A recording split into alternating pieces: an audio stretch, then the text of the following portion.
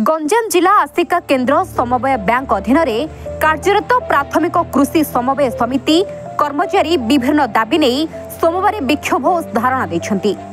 सेमानक अभियोग जे ग्रामांचल तृणमूल स्तर में लोकमानकर सामाजिक और आर्थिक स्तर में उन्नति पाई उद्दिष्ट केन्द्र और राज्य सरकार समस्त योजना तथा कार्यक्रम गुड़िक स्वच्छता सह कंप्यूटर माध्यम सुचारू रूपे समिति कर्मचारी माने संपादन करथिले मध्य कर्मचारी माने स्वल्प दरमा पाई दुर्विसह जीवन यापन करती। एथिपाई काहारी निघा नहीं। त्रिस्तरीय समवाय व्यवस्था तृणमूल स्तर में प्राथमिक कृषि समवाय समिति गुड़िक रही बेले मध्यवर्ती स्तर में केन्द्र समवाय बैंक और शीर्ष स्तर में ओडिशा राज्य समवाय बैंक रही। केन्द्र समवाय बैंक गुड़िक महाजन सदृश कार्य करती। यथा समिति गुड़िक कृषक मानकु तत्काल सुध रिहाती तथा बिना सुधरे ऋण प्रदान बेले आसिका केन्द्र समवाय बैंक समिति ठारू सुध शोषण करती एवं समितिर प्राप्य गुड़िक प्रदान रे अहेतुक विलंब करिथांती। एपरिकी कर्मचारी दरमा प्रदान रे मध्य बाधक साजिथांती। समितिर कर्मचारी मानकु पदोन्नति देबारे टाळटोळ नीति अवलंबन करती। समितिर संबल को बैंक निज इच्छा मुताबक शोषण करुवा जो बाध्य होई आंदोलन पंथा ग्रहण करने को पड़ी। द्वारा कृषि और कृषकर जो क्षति हेब से विभागीय अधिकारी दायी रहिबे बोली धारणा बसिथिबा कर्मचारी माने चेतावनी दैछंती। पूर्वर से आंदोलन में बसी रही किंतु आज पर्यंत से दाबी पूरण न होइथिबारु सेमाने पुणी आंदोलन कोल्हाइछंती। मो ना शिवराम महागुड़ पैक्स एम्प्लॉय संघर सभापति रही। आज ये कार्यक्रम है आपण मैंने जानती पूर्व आम सूचना देलु आम एम्प्लॉय जो मानकर 4 दफा दाबी नहीं आम आंदोलन जारी रखीजु। दीर्घ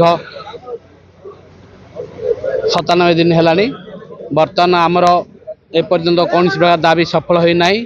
आमर दाबी मान मध्य मुख्य दाबी है बजेट आमर आस्का कोऑपरेटिव सेंट्रल बैंक से कॉन्करेंस दवा कथा ए भितर 9 मास अतिबाहित हो सी पर्यंत आमर कॉन्करेंस देना।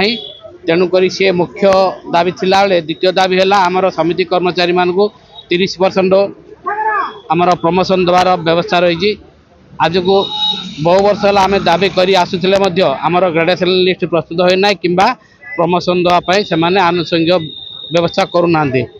एवं तृतीय दाबी है आमर समितिर शेयर जो आम सभ्य मान ठारू आदाय कर तार 50% शेयर आमर समिति पाखे रही अन्य 50% शेयर बैंक निकट रही। बैंक कौन तार मनमुखी कार्य द्वारा से सबुजाक शेयर सी निजे रखुची जद्वारा समितिर बहुत क्षति होची एवं समितिर इनकम रे बाधा सृष्टि होची। तेणुक ये दाबी गुड़ा नहीं आम आंदोलन गत 18 तारिख ठारू आम जिलापाल ऑफिस आगे धारणा देथिलु किंतु माननीय जिलापाल महोदय आमको निर्भर प्रतिश्रुति देथिले मु निश्चित भाव यार समाधान करी अति चंचल बोली कही किंतु देखदु आम पाखापाखि 14 दिन है एपर्यंत आमर किसी दाबी सफल न होबारु आम बाध्य होई धारणा रे बसी रहीजु। वर्तमान सांप्रतिक परिस्थिति रे जो चाषी कूल मैंने जो हैरान होती धान बिक्री बटा पाई यथेष्ट आमर सहयोग निहाती आवश्यकता थिला बेले जेहेतु आमर दाबी को जिला प्रशासन एपर्यंत कौन प्रकार आशु समाधान करि पार नै।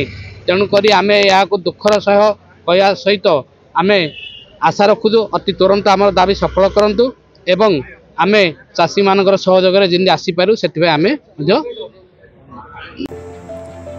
छत्रपुरु जितेन्द्र नायकों रिपोर्ट न्यूज 8 ओडिया।